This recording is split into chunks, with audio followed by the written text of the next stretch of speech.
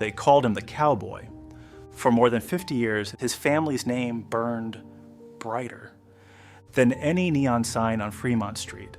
In a city built on chance, the Binions didn't rely on luck.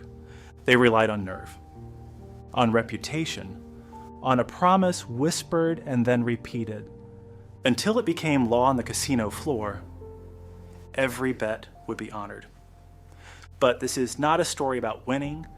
This is the story of a dynasty that helped build Las Vegas itself, and how it slowly collapsed from the inside, not because of the law, not because of rivals, not even because of the mob, but because of blood. By the time federal marshals walked into Binion's Horseshoe on a cold January morning in 2004, the money was already gone. Trust had been broken, the family was divided, and the empire Ted Binion spent a lifetime building had already begun to turn to dust. To understand how it all fell apart, you have to go back to where it began. Not to Las Vegas, to Texas. Lester Binion, known to everyone who mattered as Benny, he was born in 1904 in Pilot Grove, Texas. Historical accounts describe him as a sickly child, often too weak to attend school, too frequently ill to keep up with books and lessons, but while other children sat in classrooms, Benny's education happened somewhere else. On the road. His father was a horse trader, moving from town to town, cutting deals at county fairs and dusty markets, and young Benny watched everything. He watched how men sized each other up before a single word was spoken, how deals were quietly tilted, how someone could walk away with another man's money and make it look fair. This wasn't gambling with cards, this was gambling with people. And Benny was learning fast, and by the time Benny was a teenager, he stopped watching. He started playing. During Prohibition, he became involved in moonshining operations.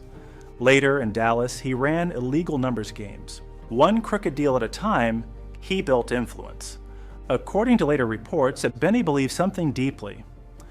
Power wasn't given. It was taken. He didn't see rules as boundaries. He saw them as obstacles, meant for other people. And by the early 1930s, that mindset was paying off. By the 1930s, Ted Binion had become a powerful figure in Dallas's illegal gambling world. He controlled policy wheels, protection rackets, bookmaking operations, court records and testimony suggest. He had judges who looked the other way, and sheriffs who knew his name. And when someone got in his way, Benny followed a simple rule. Move first. Rivals disappeared. Problems were solved quietly, and Benny kept moving forward. But power attracts attention, and eventually attention brings pressure. In 1946, the game changed. A new sheriff was elected in Dallas, one Benny didn't control. For the first time in his life, the cowboy had to run.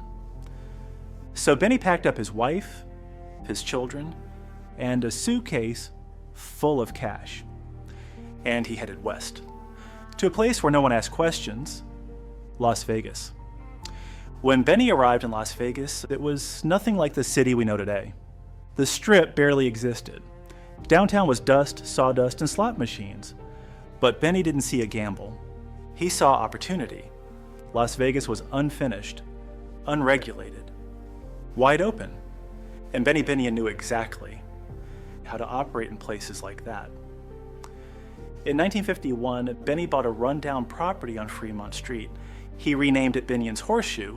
There were no showgirls, no big-name entertainers, just gambling, pure, raw, high stakes.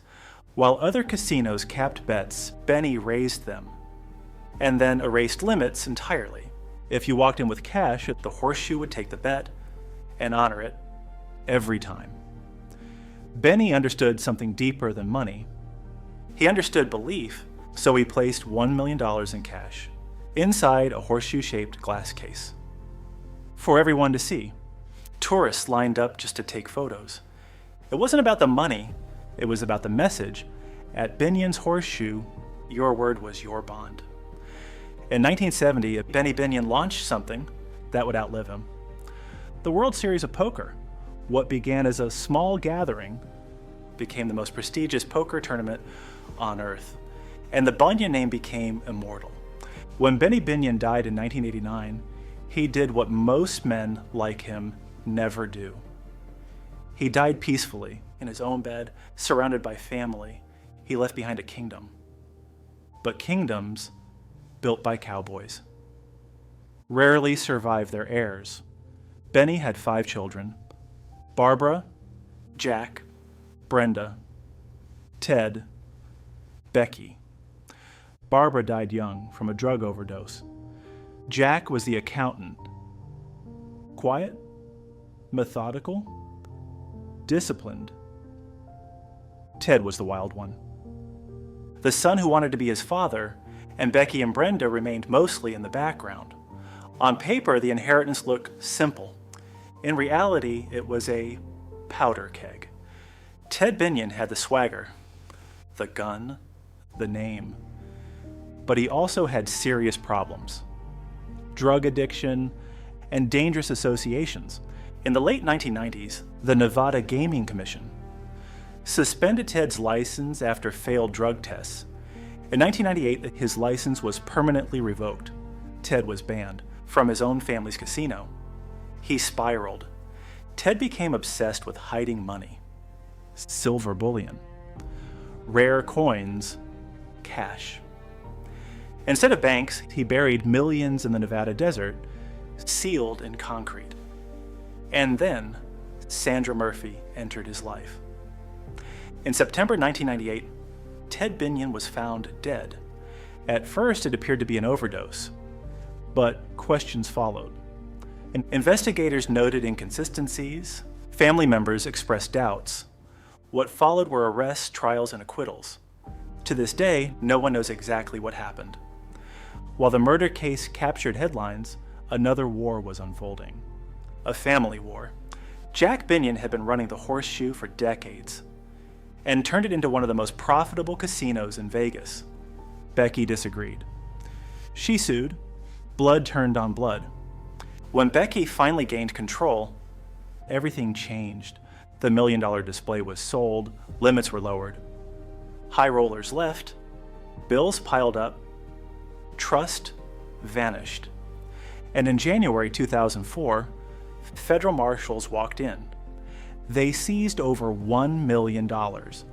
Without enough cash to cover bets, the Horseshoe was forced to close. After 53 years, the lights went out. The Binions helped build Las Vegas. They shaped its culture, its myths, its risks. But in the end, their empire didn't fall to outsiders. It collapsed from within. In Las Vegas, the house always wins. This time, the house was family. Which part of the story shocked you the most? Tell us in the comments. And if you want to uncover the real stories behind the neon lights, subscribe to Hidden City Legends, because every legend has a price.